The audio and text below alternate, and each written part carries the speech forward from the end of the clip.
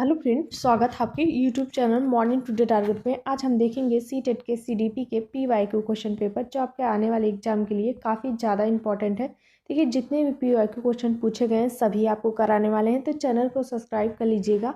जैसे जो भी मेरी क्लासेस होगी, सारी क्लासेस आपको प्रॉपर तरीके से मिलती रहेगी। देखिए, अगर आप पेपर 2 की तैयारी कर रहे हैं तो उसके लिए एसएसटी की क्लास चल रही है, जो आपकी 60 नंबर की पूछी जाती है, जिसमें 20 नंबर की पेडागोजी पूछी जाती है और 40 नंबर का कंटेंट से पूछा जाता है। हिस्ट्री, जियोग्राफी और पॉलिटी से पूछा जाता है। तो सबका पीवाईक्यू क्वेश्चन करवा रहे हैं, तो चैनल को जरूर सब्सक्राइब कर लीजिएगा। अगर देखिए पेपर फर्स्ट की तैयारी आप कर रहे हैं तो उसके लिए ईवीएस की क्लासेस चल रही हैं, तो उसको जाके जरूर देखिए चाहे सीडीपी हो, चाहे एसएसटी हो, चाहे ईवीएस हो, सबकी क्लासेस चल रही हैं, तो उसको जाके जरूर देखिए। आपको काफ़ी ज़्यादा हेल्प मिलने वाली है। तो चलते हैं क्वेश्चन पे और अपनी तैयारी को बेहतर तरीके से शुरू कर दीजिए। ये मत सोचिए आज नहीं तो कल पढ़ेंगे। बहुत लोग सोचते हैं आज नहीं कल से पढ़ेंगे, और कब आपका टाइम निकल जाएगा आपको पता भी नहीं चलेगा। इसलिए अपनी तैयारी को जी जान से करिए, ताकि आपको फर्स्ट ही अटैम्प्ट में सीटेट क्लियर हो जाए। तो चलते हैं क्वेश्चन पे और अपना स्कोर जरूर बताइएगा, आपने 30 क्वेश्चन में से कितने क्वेश्चन सही किए हैं।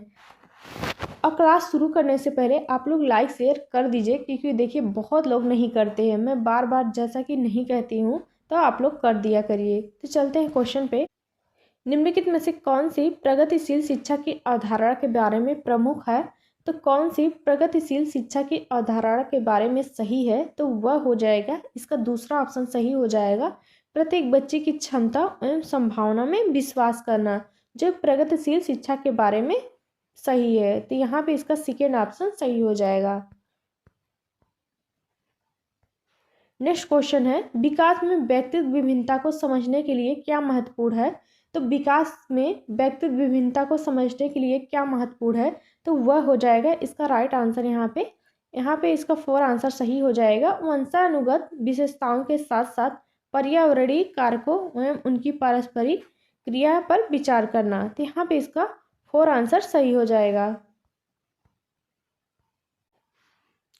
नेक्स्ट क्वेश्चन है, निम्नलिखित में से कौन सा विकास का सिद्धांत नहीं है? तो यहाँ पे नहीं पे विशेष रूप से ध्यान दीजिएगा। तो कौन सा विकास का सिद्धांत नहीं है? तो पहला है, व्यक्ति अलग अलग गति से विकास करते हैं, तो बिल्कुल सही हो जाएगा। दूसरा है, विकास तुलनात्मक रूप से क्रमिक होता है, तो ये भी सही हो जाएगा।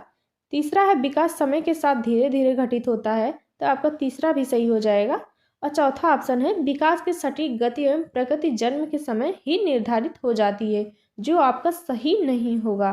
तो इसका राइट आंसर यहाँ पे 4 आंसर सही हो जाएगा, जो आपका विकास के बारे में सही नहीं होगा। नेक्स्ट क्वेश्चन है, अनेक शोध अध्ययनों से पता चलता है कि शिक्षक लड़कियों की अपेक्षा लड़कों से अधिक पारस्परिक क्रिया करते हैं, इसका क्या सही विवेचन है? तो वह हो जाएगा, यहाँ पे इसका तीसरा ऑप्शन सही हो जाएगा। यह शिक्षण में लिंग पक्षपात का एक उदाहरण हो जाएगा। तो यहाँ पे इसका तीसरा ऑप्शन बिल्कुल सही हो जाएगा। नेक्स्ट क्वेश्चन है, निम्नलिखित वर्णन को पढ़िए तथा कोहलबर्ग के नैतिक तर्क की अवस्था को पहचानिए। वर्णन है, अंतःकरण के स्वचयनित नैतिक सिद्धांतों के द्वारा सही कार्य परिभाषित किया जाता है, जो कानून एवं सामाजिक समझौते पर ध्यान दिए बिना संपूर्ण मानवता के लिए वैध होता है। तो कौन सी अवस्था में हो जाएगा? तो वह हो जाएगा इसका राइट आंसर। यहाँ पे इसका राइट आंसर 4 आंसर सही हो जाएगा, सार्वभौमिक नैतिक सिद्धांत अभिविन्यास हो जाएगा। तो यहाँ पे इसका 4 आंसर सही हो जाएगा।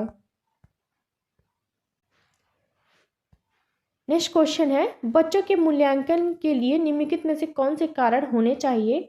तो बच्चों के मूल्यांकन के लिए कौन से कारण होने चाहिए? तो पहला है, बच्चों को गैर उपलब्धि वाले, निम्न उपलब्धि वाले, औसत एवं उच्च उपलब्धि वाले के रूप में अलग करना एवं नाम देना। देखिए आपका यहाँ पे पहला गलत हो जाएगा, क्योंकि गैर उपलब्धि वाले, निम्न उपलब्धि वाले, औसत उपलब्धि वाले, तो यहाँ पे देखिए अलग करना, नाम देना आपका नेगेटिव हो जाएगा, इसलिए आपका गलत हो जाएगा पहला।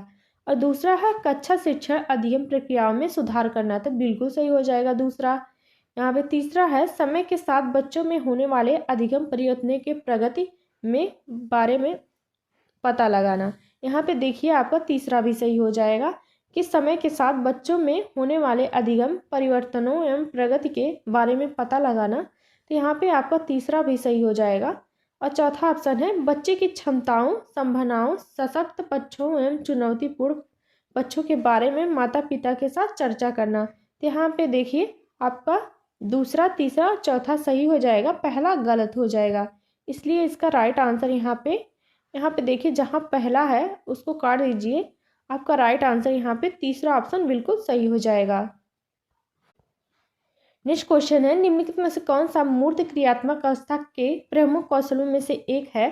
तो कौन सा मूर्त क्रियात्मक अवस्था के प्रमुख कौशलों में से एक है? तो वह हो जाएगा, इसका राइट आंसर यहाँ पे दूसरा ऑप्शन सही हो जाएगा, सुरक्षित रखने की योग्यता हो जाएगा। तो इसका सेकेंड ऑप्शन यहाँ पे सही हो जाएगा। नेक्स्ट क्वेश्चन है, जीन पियाजे एवं लेव वाइगस्की जैसे संरचनावादी अधिगम को किस रूप में देखते हैं? तो जीन पियाजे एवं लेव वाइगस्की जैसे संरचनावादी अधिगम को किस रूप में देखते हैं? तो वह हो जाएगा, यहाँ पे इसका फोर आंसर सही हो जाएगा, सक्रिय विनियोजन से अर्थ निर्माण की प्रक्रिया के रूप में। यहाँ पे इसका फोर आंसर सही हो जाएगा। नेक्स्ट क्वेश्चन है, निम्नलिखित में से कौन सा बच्चे के समाजीकरण में एक महत्वपूर्ण भूमिका अदा करते हैं? तो कौन से बच्चे के समाजीकरण में एक महत्वपूर्ण भूमिका अदा करते हैं? तो पहला है मीडिया, दूसरा है विद्यालय, तीसरा है परिवार और चौथा ऑप्शन हो जाएगा पास पड़ोस। यहाँ पे देखिए बच्चे के समाजीकरण में सभी एक महत्वपूर्ण भूमिका अदा करते हैं, इसलिए इसका राइट आंसर यहाँ पे फोर आंसर सही हो जाएगा, पहला, दूसरा, तीसरा और चौथा। यहाँ पे इसका फोर आंसर सही हो जाएगा, सभी सही हो जाएगा। नेक्स्ट क्वेश्चन है, बच्चों की गलतियां एवं भ्रांत धारणाएं क्या होती हैं? तो बच्चों की गलतियां एवं भ्रांत धारणाएं क्या होती हैं? तो वह हो जाएगा, इसका राइट आंसर यहाँ पे पहला ही सही हो जाएगा, शिक्षण अधिगम प्रक्रिया में एक महत्वपूर्ण कदम होती हैं। तो यहाँ पे इसका फर्स्ट आंसर बिल्कुल सही हो जाएगा। नेक्स्ट क्वेश्चन है, इनमें से कौन सा बाहरी प्रेरणा का उदाहरण है? तो इसमें से कौन सा बाहरी प्रेरणा का उदाहरण है? तो वह हो जाएगा, इसका राइट आंसर फोर आंसर सही हो जाएगा, मैं अपना गृह कार्य इसलिए पूरा करती हूँ क्योंकि शिक्षक प्रत्येक नियत कार्य के लिए हमें अंक देते हैं। तो यहाँ पे इसका बाहरी प्रेरणा का उदाहरण हो जाएगा। नेक्स्ट क्वेश्चन है, एक प्राथमिक कक्षा कक्ष में एक शिक्षक को क्या करना चाहिए? तो एक प्राथमिक कक्षा कक्ष में एक शिक्षक को क्या करना चाहिए? तो वह हो जाएगा, इसका थर्ड ऑप्शन सही हो जाएगा, उदाहरण एवं गैर उदाहरण दोनों देने चाहिए। तो यहाँ पे इसका फोर आंसर सही हो जाएगा। देखिए जितनी भी क्लासेस करवा रही हूँ सारे इंपॉर्टेंट हैं, तो एक भी क्वेश्चन मिस मत करिएगा क्योंकि सभी क्वेश्चन इंपॉर्टेंट है जो पूछे गए हैं। निम्नलिखित रणनीतियों में से कौन सी बच्चों में अर्थ निर्माण को बढ़ावा देगी? तो इससे से बताना है कौन सी बच्चों में अर्थ निर्माण को बढ़ावा देगी। तो वह हो जाएगा यहाँ पे अन्वेषण एवं परिचर्चा हो जाएगा, इसका फर्स्ट आंसर यहाँ पे सही हो जाएगा। नेक्स्ट क्वेश्चन है, निम्नलिखित में से कौन सा प्रभावी अधिगम रणनीतियों के एक उदाहरण है? तो पहला है लक्ष्य एवं समय सारणी निर्धारित करना, दूसरा है संगठनात्मक चार्टों एवं अवधारणात्मक नक्शे बनाना, तीसरा है उदाहरणों एवं गैर उदाहरणों के बारे में सोचना, चौथा ऑप्शन है हम उम्र साथी को समझना और पांचवा ऑप्शन है स्वयं में प्रश्न करना। देखिए यहाँ पे सभी प्रभावी अधिगम रणनीतियों के उदाहरण हो जाएगा, तो यहाँ पे इसका राइट आंसर फोर आंसर सही हो जाएगा, सभी कारक महत्वपूर्ण है, यहाँ पे फोर आंसर सही हो जाएगा। नेक्स्ट क्वेश्चन है, हार्वर्ड गार्डनर के बहुबुद्धि सिद्धांत के अनुसार निम्नलिखित विशेषताओं से युक्त एक व्यक्ति की बुद्धि को किस प्रकार से वर्गीकृत किया जा सकता है? तो विशेषताएं हैं दूसरों की मनोदशा, स्वभाव, प्रेरणा तथा अभिप्राय को उचित तरीके से पता लगाने एवं प्रतिक्रिया की योग्यता क्या कहलाएगी? तो कौन सी बुद्धि हो जाएगा? तो वह हो जाएगा अंतर व्यक्तित्व बुद्धि हो जाएगा, इसका यहाँ पे तीसरा ऑप्शन सही हो जाएगा। देखिए दूसरों की मनोदशा, मनोभाव को जानना वह होता है आपका अंतर व्यक्तित्व बुद्धि होता है, और देखिए खुद की मनोदशा और भाव को जानना वह होता है अंतरा व्यक्तित्व बुद्धि हो जाएगा। तो यहाँ पे इसका तीसरा ऑप्शन सही हो जाएगा। नेक्स्ट क्वेश्चन है, प्रगतिशील शिक्षा किस पर बल देती है?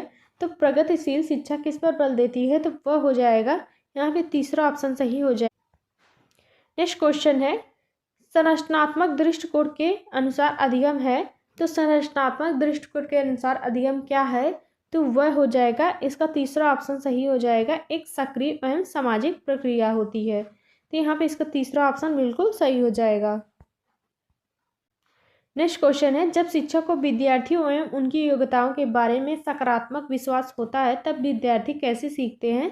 तो जब एक शिक्षक को विद्यार्थियों एवं उनकी योग्यताओं के बारे में एक सकारात्मक विश्वास होता है तब बच्चे कैसे सीखते हैं, तो वह हो जाएगा, यहाँ पे इसका राइट आंसर यहाँ पे पहला हो जाएगा, सीखने के लिए उत्सुक एवं प्रेरित रहते हैं। तो यहाँ पे इसका फर्स्ट आंसर सही हो जाएगा।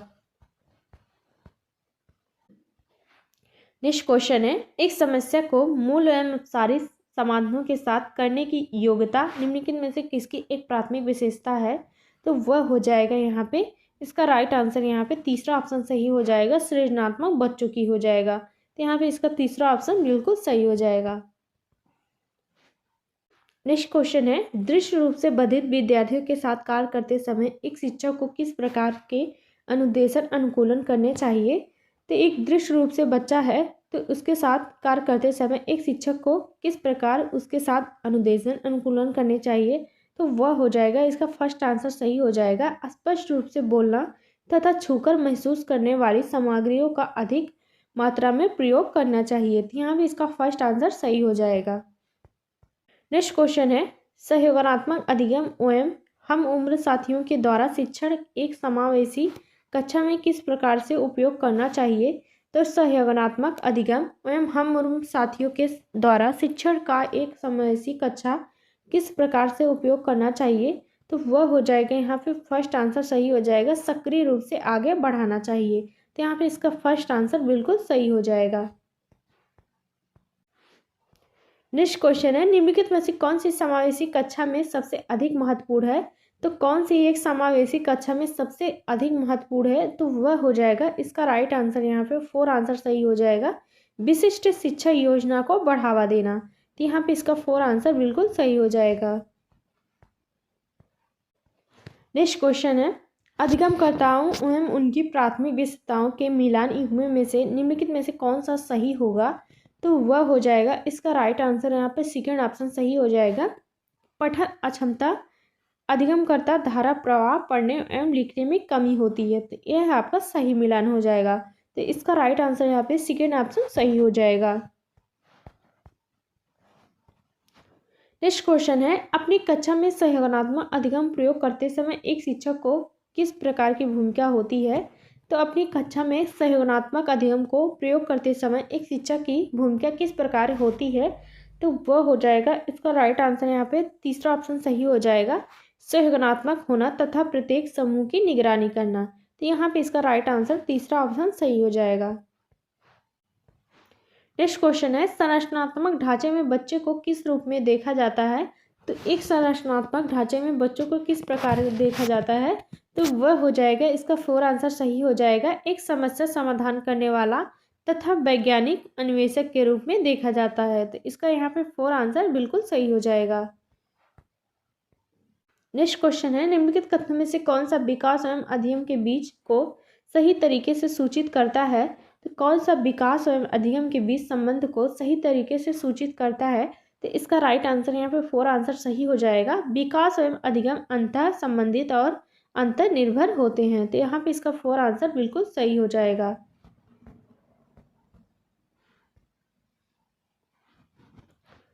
नेक्स्ट क्वेश्चन है, पियाजे के अनुसार विशिष्ट मनोवैज्ञानिक संरचनाएं अनुभव से ही अर्थ निकालने के व्यवस्थित तरीके को क्या कहा जाता है।